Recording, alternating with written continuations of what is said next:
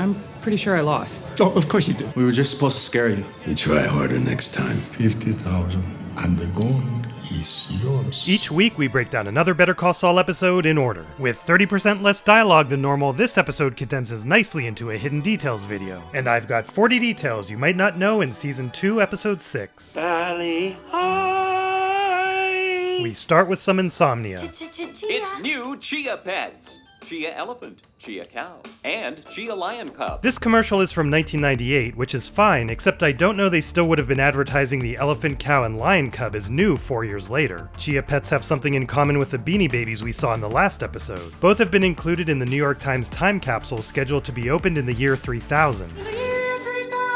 The VCR clock looks like it says 2:09, which doesn't match his alarm clock, but it's easy to believe the time is just set incorrectly. Call roll, Mr. Akaka. Senator Akaka served in the South Pacific during World War II, which is likely an intentional nod to the South Pacific-inspired title of this episode. President of a sandpiper crossing facility. Ouch. I understand them going with their safe commercial in the velvety tones of Robert Clotworthy, but airing it at 1:30 a.m. seems pretty dumb. Sandpiper residents are unlikely to see this, although perhaps some of their loved ones will. 242-770. This montage is set to a version of Sleepwalk made for this episode by Junior Brown. The show previously worked with him on this music video that's a Season 1 DVD extra. Better Call Saul, Better Call Saul, Better Call Saul. He also appeared in the same X-Files episode as Bryan Cranston.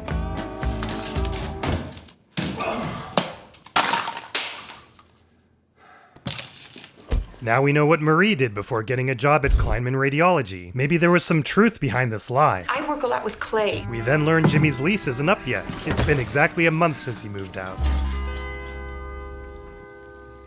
It's time. The first occurrence was in Switch. You don't realize this when watching the first time, but she's waiting for her daily call from Jimmy. You'll hear me call you. Ray's hearing Bob sing this for the first time as they wanted to get her genuine reaction. They did the same thing in Breaking Bad when Skyler saw Walt's shaved head for the first time. Although they recorded many different variations of the song, and what she's listening to is different from the final version. At first he went for more silly, but Bob thought that Jimmy would probably take it seriously and went for this earnest rendition. Bali Ha'i will whisper. This is a song from the South Pacific musical, and the name refers to a mystical island that's visible but not reachable, somewhat like Kim, who lately has been avoiding talking to Jimmy. Bali Ha'i, Bali Ha'i, Bali Ha'i. That completes our week-long tour of South Pacific. I guess he selected 6 other songs first. Of course, I'm open to requests. That's right. All you get to do Is call me. Oh, boundaries! This is no end. Boundaries. Why are you here? You lose that job already? I should be so lucky. You know, some people work for a living. No one gives us free cars. How about I fill up? You can afford to buy your own. Faster I get coffee, faster I'm out of here. อันตาฝ่ายดีขี้เซ่ถ้วยหนาเฮ็ดบอสเบียร์ดีแค่ Son of a... Yay, that font means she's back in business. You haven't unpacked yet? Howard. Kevin and Paige are here. So awkward, and they shot this as a oneer to highlight the awkwardness. I don't know exactly what Chuck may have said to you, but just so you know, I did not ask him to step in on my behalf. I'll talk to Howard. Pour a little oil on troubled waters. Here he's staring into our souls. And right here, once more people are around, that's some Gus-level personality change. It also reminds me of when Walt turned on the charm at Hank and Marie's. Hi, guys. Sorry for the wait. The path they took is nonsensical in real life as they started pretty close to the conference room and looped around. In fact, the original shot was 10 to 15 seconds longer at the start, and they walked past this exact spot twice. To make it look different the second time, the crew scrambled to put this fake wall in place mid-walk, but it was all for naught due to the scene being trimmed down to just over a minute. If a minute still seems long, consider that the first episode of Severance has a similar-looking 2-minute-long hallway walking scene. Hi, Paige. Hi, Kevin. Perhaps fed up by the waste, Howard switched to croissants, grapes, and cheese. Although he may have already done this for their first Mesa Verde meeting, as Kim said there were some snacks and a Cowboy. Kevin, how's your grandson? Out of control, just running circles around all after all that time, the conference room is still loading. Oh, there it goes. Kim's name tag was also stuck at 69%, so I guess that's just an HHM thing. For this shot, the driver hugged the curb like a pro, but the rest of the shots aren't like that.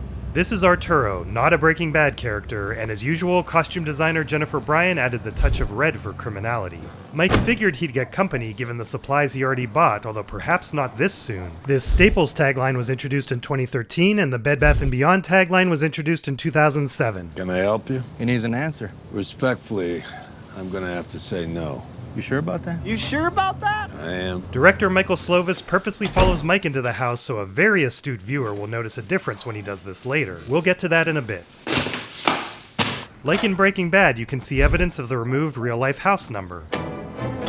The defense has made the very reasonable request that the plaintiffs produce their medical records. This guy was with Rich back in Rico as well. This is a transparent attempt at intimidation. That is not the defense wants to claim that their residents are competent enough to be held to their contracts, but too incompetent to sue. Which is it? Miss Wexler. The name of this actor is Forest Fire. I ask that you deny the defense's motion, Your Honor. I'm leaning toward granting the motion, but would like to review the pleadings and briefs again. I couldn't figure out why there's a second guy who seems to be doing unrelated work, so let me know if you have insight here. I'm gonna meet you back at the office. Miss Wexler, I just wanted to say good work in there. Thanks, but I'm pretty sure I lost. Oh, of course you did. It's an unwinnable position. That's why your boss didn't bother showing up. But not our Rich, who did personally show up for an unwinnable argument. Schweikert is throwing softballs. What are you doing for lunch? Grabbing something from the vending machines? We can do better than that. Your usual Moscow Mule? Absolutely. You want one? We just got a literal double take of Kim taking a sip here. You've been with HHM, what, 10 years? Yeah, last August. That's a weird line because date clues in the show put us in the last week of August right now. But I get the sense from other clues like Jimmy's car registration that the creators thought it would be October. Indeed, this line from the last episode. Thursday, the 14th. That's next month. Only works if we're in January, February, or October. As in Breaking Bad, dates are sometimes inconsistent. HHM put me through law school while I work. And I imagine you're paying it off as part of your deal? Yeah, happily. Watching you in court today, it sure did bring back some old memories for me. I was a year out of law school at this firm in Boston, and I was finally put on my first big case. I even get this new suit that I can't afford. I split it over 3 credit cards. I'm probably still paying it off to this day. I realize that no one from my firm is coming. It's just me. Later, it hit me that my boss never intended to show. It never really sat well with me. It wasn't about proving my mettle. My boss had a tea time that he didn't want to miss. You know, I've had my eye on you for a while. Since that Kettleman thing. Schweikert and Coakley would be more than happy to put your talents to good use. I owe a lot to HHM. The tuition debt, we can take care of that. That's... And to be clear, I'm talking partner track. Partner track? Partner track? Partner track. Jesus, Sean, would you have to send to Moscow? This drink was invented in Manhattan rather than Moscow, and I can't think about them without thinking of one-year member Jenswa's video linked in the description. Jonathan had to disguise his limp here because he's got bad knees in real life, and a stuntman accidentally knocked him over and hurt his knee in the action we're about to see that was filmed earlier.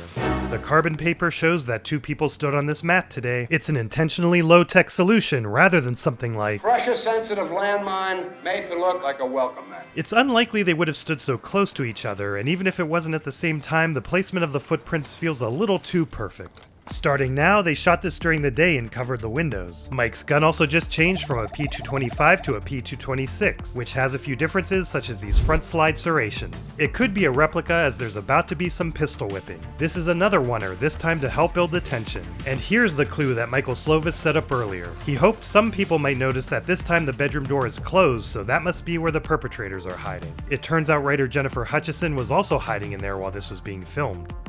For a moment, we see someone else's shadow move.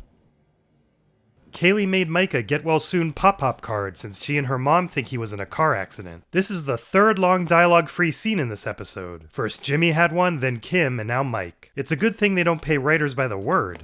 Mays here for the Gourmet Quick Chop. Most people believe this commercial came out in 2009, partly because that's what IMDb says, but this was the 2009 commercial after Billy Mays accused Vince Offer of copying him with his Slap Chop commercial. The one Mike's watching might still be an anachronism, however, as I believe it came out in 2007. In 2002, the only Quick Chop commercial I could find was this one with no Billy Mays present. Wish you could spend more time dining and less time whining. For crunchy coleslaw. Tap again and chop celery.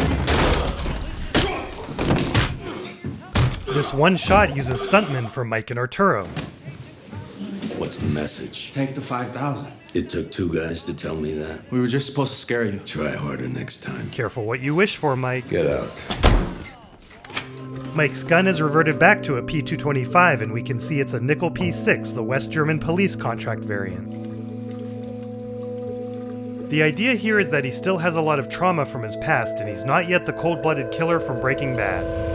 This stuff takes a toll on him. We're close enough to see this is an Ohio Law Reports book. Kim's wardrobe is shifting away from Hemlindigo blue. I've got those sandpaper documents. Great, just put them anywhere. Howard asked if you could go through them now. I was just about to grab some lunch. Yeah, he needs them done by 2:30 so we can draft a letter. I brought these. Figured I could petty cash a lunch order for you. I got accounting to approve that new fancy salad place. The props team made this menu and called the fake restaurant Empty Plate, which is a pretty hilarious choice. Ray's always great at acting with her whole body, and here her neck says a lot. Stay tuned for some amazing ear acting later in the series. When are we going home? You don't like it here? It's okay. You want to come out of there? No. I can't have you in a pool that's only okay. It's good, it's good.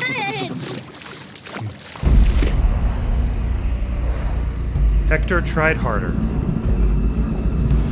Pop. Now's a good time to answer this question from Cilantro Gamer. The show never explicitly states they're twins, but they do have twin tendencies. The kids that played them are real-life identical twins, although the adult actors who are real-life brothers are 3 years apart. However, Luis, one of them, has referred to themselves as twin assassins, so I think it's fair to conclude that the characters are twins. After they were done filming this, they realized they wanted a close-up of Mike looking at the cousins and didn't have a good one. So they filmed this close-up shot much later on one of the last days of production. Whereas the rest of the scene was filmed in August with 100-degree weather, here it was October and only 35 degrees. Jonathan complained about it, but it was worth it. This was the episode his season 2 Emmy nomination was for. Honey, it's time to come out now. Just a few more minutes. Do what Pop Pop says. You can hear the chimes from their very first Breaking Bad appearance. After the Kaylee threat, it's satisfying to know that in Breaking Bad, Mike gets the last laugh. I see you, 2008 plus Pepsi logo.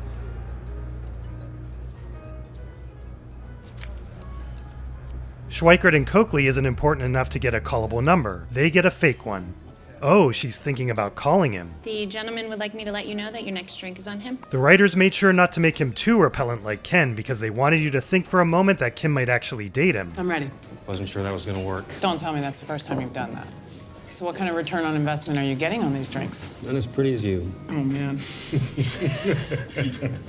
I'm Dale, by the way. Giselle. Ah, it's Slippin' Kimmy. She now likes to blow off steam the same way Jimmy does. As usual, the props team put a lot of effort into these papers. We can see Irene Landry's name, and Carly Jenkins is a post-production coordinator for the show. Residency contract for Abigail Hildreth. Abigail Hildreth. And do we have the corresponding deposition for Mrs. Hildreth? Yes. Have you ever heard the expression, a watched pot never boils? That's a reference, but I think too common to be considered colorful. Okay, item number 45. Jimmy. It's my grandma. She's old. Be right back. Kim? How fast can you get downtown? Why? I'm at the bar at Fork. That's the name of the real-life restaurant, which you could barely see earlier on Kim's menu. In that sense, it's like Garduño's in Breaking Bad. And I've got a live one on the hook. I'm on my way. Oh, Victor, there you are. Dale, my brother Victor. Hey, how you doing? Oh, nice to meet you, Dale. The writers were careful about having Jimmy and Kim only scam people who seem to deserve it, which is why they included this shot earlier. In the script, this is confirmed to be his wife. They had a similar thought process with Walt and Jack's gang, which is why they rejected some ideas for Breaking Bad, like Walt killing police or prison guards. Please tell me it went well. Beyond our wildest, Yeah. Woo! Remember these faces, Dale. They are going to be on the cover of Fortune magazine, January issue. No, Dale's a good guy. I am off to the little girl's room. So Giselle was telling me you two are starting a business. What exactly did she tell you? Something about a .com, some way for people to hook up with each other using the internet? We cannot take anyone else on. We sign one more investor, we gotta go public. I'm going to avoid butchering the pronunciation this time, but this ice cream shop is real, still open, and has a name that refers to the Salamanca's home state, just like the restaurant we saw in Gloves Off. The Mexican popsicles they sell originated in that part of Mexico, and the ancient city is pictured on a mural inside. But for the show, they renamed it to the Greek Winker in Spanish, which is an homage to a certain cartel boss we met in Breaking Bad. Spread your arms. ¿Lleva algún micrófono escondido? Liar. He's got a gun. I don't care about the gun. Here's a nice cameo of the cousin's signature Lucchese boots with skull tips. Tomorrow, you go to the district attorney and you explain to him that my nephew's gun was yours. Arturo just did a neat trick sliding himself and the table over, although I caught him doing it on the security camera footage. Let's discuss my payment. That time is past. No 5,000 for you. The price is 50. How about your payment is you get to leave? Not enough. I say the word, my nephews go to a certain motel, pay a visit to your daughter-in-law and your little granddaughter. Consider your position carefully. I got my money, or neither of us walk out of here. You willing to die for this? Maybe I need the 50,000 more than you do. Se los dije, tiene unos huevotes. $50,000. You got balls. This is also like The Godfather. Also, Mike winning him over with a joke, perhaps a bit unrealistic, reminds me of Walt winning over Declan with a joke. Do you really want to live in a world without Coca-Cola? How you manage to live so long with a mouth like that? His mouth will continue to get him in trouble. If you'd done your job, known your place, we'd all be fine right now. 50,000. And the gun is yours. I didn't realize Hector had captured poor Ann a gun. He sent you? I volunteered. Only safe way for us to talk. We really pushed it in there. What's this? 25,000. We made a deal. I didn't hold up my end. If you make a deal with somebody, you keep your word. Your problem is coming back sooner than we expected. Craddock Marine Bank is a nod to the X-Files. It first appeared in this episode co-written by Vince, and he chose the name because his partner Holly is from the Craddock District in Virginia. It also appeared in Breaking Bad. The check should have been dated 8/29/2002, although it looks like they intentionally made it unreadable to avoid making a date error. We already saw the origin of Ice Station Zebra and Amarillo, but here's the origin of using it as a company. So they started it together, and Jimmy just continued to use it. You gonna cash that? It's better as a souvenir. I figured you'd be a touch happier this morning. I'm totally happy. Why wouldn't I be? I had a job offer. Really? Schweikart and Coakley. This is our second time seeing Kim's nightshirt with the Kansas City Royals, the closest baseball team to what we'll eventually learn is her hometown. Please let me be there when you tell Howard. What's the problem? I don't know. I keep thinking of you floating in that pool. You knew what you wanted, but I got in the way. You took the Davis and Maine job because of me. I took that job because it was the right decision. A steady paycheck, done. A place to live that's more than 5 square feet, boom. A car that's all one color, nailed it. I got what I wanted. He's obviously lying, but he really wants Kim to take the job. Maybe 60% because it would be good for her, and 40% because she'd be sticking it to Howard. You could have everything you ever wanted. What's not to love about that? What's not to love?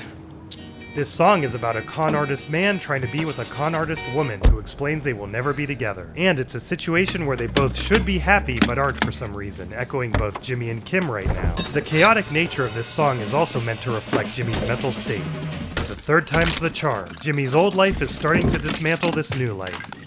This lady's up to something because she's in the same position she was in 23 seconds ago. Bob was really driving here and braked a little to go around the corner, but they decided he should look like he's not slowing down, so they digitally removed the brake lights. Congratulations and thanks to a bunch of new 1-year members. Bedge, Adam LaPrade, Ikwo, Ronnie, City of Ruin, Oryx Lover of Feet, Gennaro Cascaller, Mickey, Cooch, Zodiac Killers, Blazon Duo, Oblong Doucheboy, Andy Drew 003, Aaron Breeze Composer, Tempo, Katawi Pero, Biggest Egg Moments, Garo Barksdale, Barely Bear, and Jonah. Also to the new 6-month members: Santonio Holmes, Luke A.B., Modest Surhat, Ekram Vatensever, Zerkish, Toxic, Finnegan's Woke, Sniffy Mango 985, Quackmeister, Tomox, Ilmelu Lama, Alan Flath, Seth Vaughn, Nova E621, Amy Goo 22, Renpacat, Luis Felipe Abrolari, TTTT, Levon Bradley, Devil Doc AZC, Quixotic Charles, Jacob Crothers, Vijit Zero, Brendan White, Dilute, Pesty Wanderer, Robert Mycelium, Funnyman, Artie Draws, Boeing Fan, I Watch Too Much Better Watch TV, Beans the Moo Cow, Chato, Humongous Humunculus, Peltimi, Zed, NC, Charlie, Gent, Isaiah Mutex, Vegetable Slayer, Ben Tiffin, Cody McLaughlin, Tanman Vivo, The Chairman, Jeremy Segrot, The Hot Ginger, Yordle IRL, Gavin Galinas, Cicero, Grayson Graham, and Graf. Say hi to the new members: Potato Buddy, Cruz 12, Bart, Nate Rasmussen, Export as JPEG, Brad Wharton, Selim Karaka, Jacob Tucker, Fraudulent, JJ Murphy, Lucas Gerlach, Kyle Brown, Wankers, Grooving Tachenko, Grinsler 03, Aiden H, J Roa, Six Becky, Amar, JD Maddo 2, Gumba Fan 3000, Lear M, Honholt Motorsport, Catboy Gustavo Fring, Nicholas Alvaro, Synthetic, Vania Da, Benikoff FPV, Eddie, Sweatily, Daisy on My Tom Till I Gatsby, YNG Monkey, Zach Braun, The Tom 5000, Superman, Nefos, Zach K. Person, Alex C, Grumble Grumble the Clown, Leo Strass, Adam Candulo, Meester, Goonie Nightman, Not Tabe, Megnem Talatum Key, Keki Rhyme, On God Such Deva, Fahad Chowdhury, Lil Shadows, Someone Anyone You Might Know, Tesney69, Venom Isaac, Kenya, Midkipper, Sir Bacon, Wublix, Ahil Rupsi, Bimmer, Captain Hall, Rodracula, Andrew Wynn, Jonah Doan, Smiggy, Love Kills, Rama Buena, Fergie, Pulse Kinesis, Weird Newline Character, Ola Coolies, Godvor, The Panzafara, Doc, Vio, Trail Miner, Kevin, Aiden Verbecki, Ko Moski, Rowan Hansen, Kingsley Scanlon, Matt Carlucci, Mezguy, Schwacked, Periodical, Dennis Jolka, Braulio Hernandez, Brick, George Shute, Clayton Burridge, Databroth, Ruth Thama, JC's Man 29, Just Dector, KB Gaming, Oscar, Cooper Fritz, Auto Jukebox, Ewick Pep, Silenced Archive, Gimme Da Semi, Twitchy, Kieran Locher, Lori Oho, Hands, Goop, Local Dumbass, Chief Big Bannock, Zach G, Dorak Sinoglu, Malmite, Yogsther, Ein, Martonio Magic, Frog Puppet, Kelpo, Inkstream, Learnt Daniel, Pakidu, Crafty Sky, Metallic Cake, Dylan, Arctic, Andy Lawson, Jacob, Jays Lang, Ross K, Thick Ditto, Mr. Hey Terry, The Crow X3, Proverbial Tinkerer, Tokyo, Adia Barmore Jenk, Dr. Pepper PhD, and Estland 14. Next week, things get crazy at Davison, Maine and at HHM. What's not to love?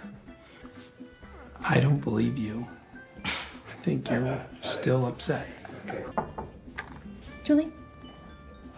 You're Julie. Oh, thank you. So, what's a 10 like you doing in this town full of 6.5s? Oh, man. It's one of the audition lines.